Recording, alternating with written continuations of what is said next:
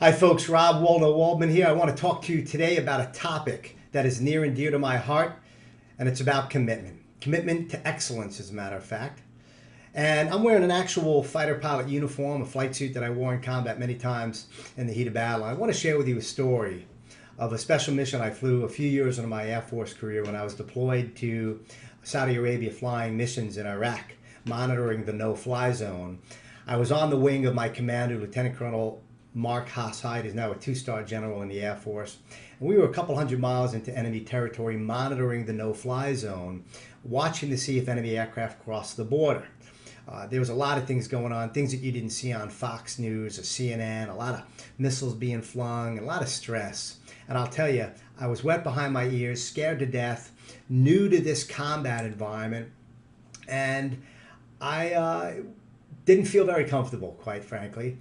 But I remember when I was on the colonel's wing around 2 miles line abreast, monitoring that no-fly zone, the radar controller called out enemy aircraft on our nose, and we knew that we had to go after those aircraft.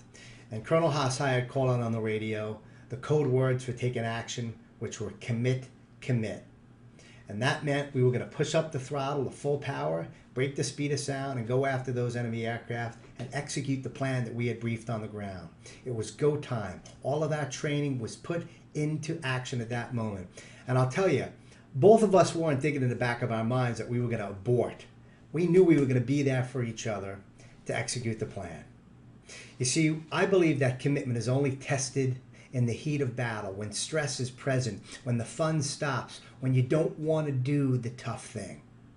How do you respond when those missiles come, when the enemy aircraft are there and you call out commit, commit, or your customer, your partner, your spouse, your best friend calls out commit, commit?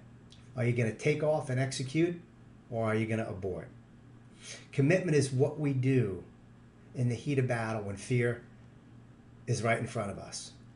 So my question for you is really, how do you really implement this concept of commitment in your life when you jump out of bed and hit the squadron and jump into your jet and fly?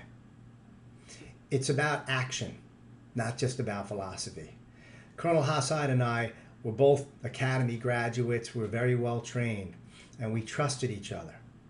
And we knew that if we weren't able to execute the job, that we would be affecting each other.